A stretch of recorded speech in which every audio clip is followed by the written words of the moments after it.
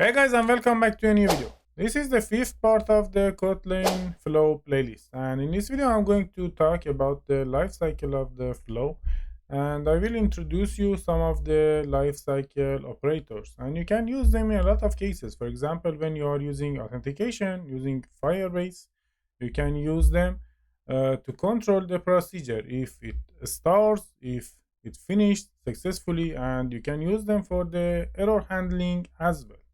So if you are ready, let's get started. Okay guys, here I have a class, a view model class, and inside it I've created a cold flow. It emits numbers between 1 to 50 every 1 second for me. And now in the main activity I'm going to collect them. First, let's start with creating an instance of the view model, and here uh, simply let's call our variable viewModel.flow dot and collect it, and I'm going to display it using a tag, my tag. As we know now, it's suspended by the nature, so we should use a launch effect. And yeah, that's it. It's ready to use. Let's check it. Okay, as we see, the numbers are displaying here, and here I have this app. Let's send the application to the background to the sleep mode, and as you can see, still I'm getting the numbers. So that means we have memory leak here.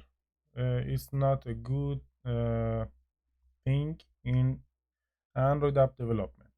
So to avoid this, I am going to use lifecycle, and we are going to control it by using the lifecycle stuff. Okay, here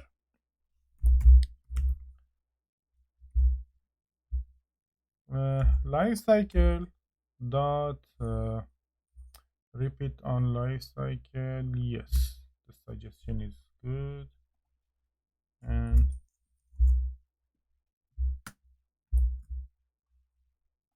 yeah, lifecycle dot repeat on lifecycle, and lifecycle dot state dot start. Now let's check it again.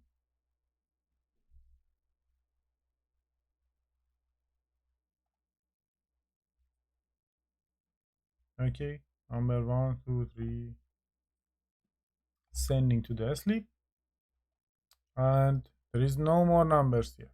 Let's bring it back, and again we can see that the numbers are displaying here.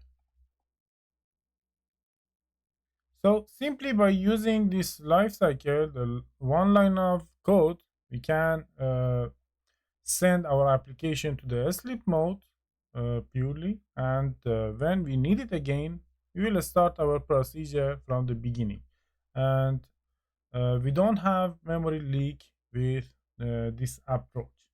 Let's go to the Gradle, and I'm going to show you which dependency will provide this for us. This one, the second line, Android lifecycle runtime.ktx is the dependency responsible for this lifecycle. And here in the catalog, you can see it here, line number 17, lifecycle.ktx. And here the version that I'm using now is 2.8.7. That's good to know what are you using in your application. That's why I'm telling you where you can find the dependency regarding to this lifecycle. Okay, that was the first part, and let's go to the second part of this video in the few minutes.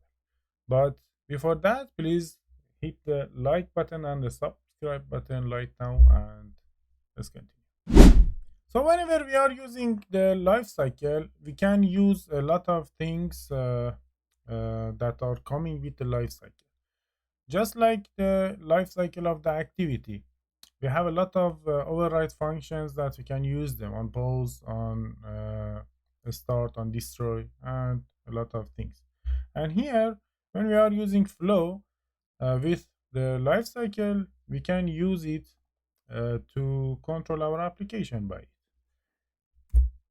Now, here I'm going to introduce you some of these lifecycle operators.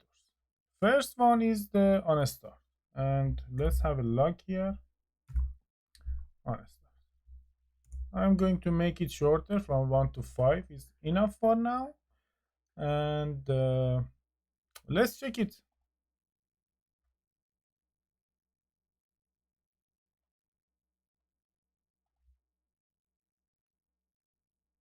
Okay, here in the logcat you can see that we have onStart 1, 2, 3, 4, 5. So that shows that whatever we have inside this onStart before starting the procedure will execute, and then the thing that we have in the main block of our flow will execute. And even if you want, you can use emit here to display something else, maybe number -8 here. Let me show you.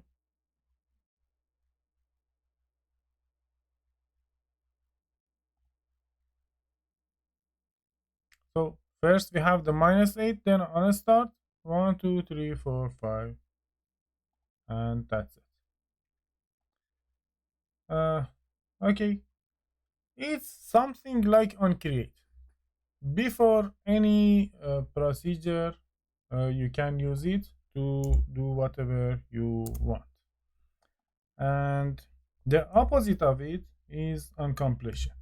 When all of the procedures completely are done, you can see this. I don't want this catch. I'm going to delete it. Okay, my tag and onCompletion. So if we run it, we should see -8 onStart from 1 to 5, and at the end onCompletion.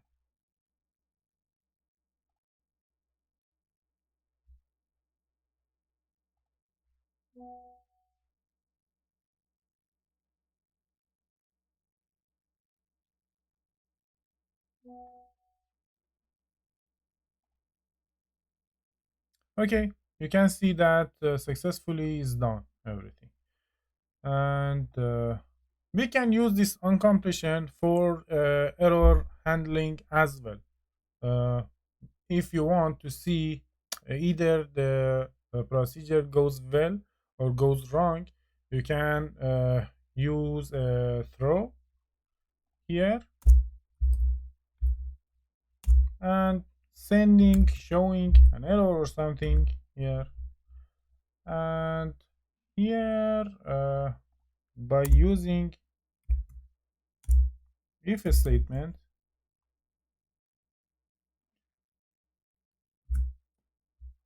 let's use this.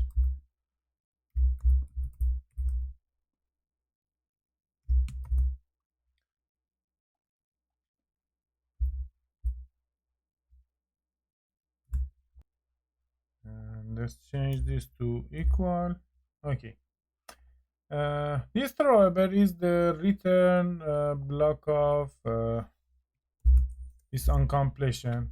So in case of any error, the error will be stored inside of this variable. And so if it's equal to null, that means we don't have any error. And else, if we have any error, we can display it just like this. Let's check it now. So Here we have the error. We should see it here.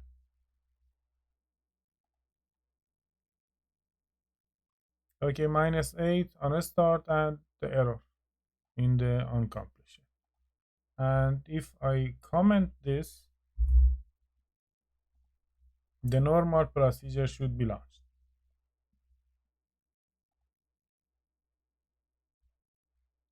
-8 on a start from 1 to 5 and onCompletion. And that's everything about the onCompletion. And at the end, you can use the catch as well, and it will do the same as the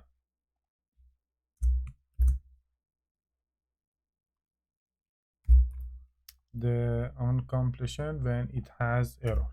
So in this 8, you will see the error.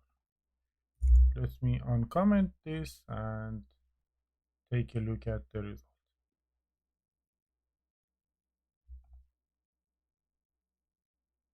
-8 on a start, error, and error.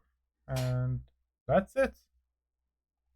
Okay guys, thank you for watching. If you like it, please give me a thumbs up and hit the subscribe button right now to be aware about the new videos. And in case of any comment, write them down below in the comment box and I'm going to read them and answer them. Have a good day, happy coding, see you.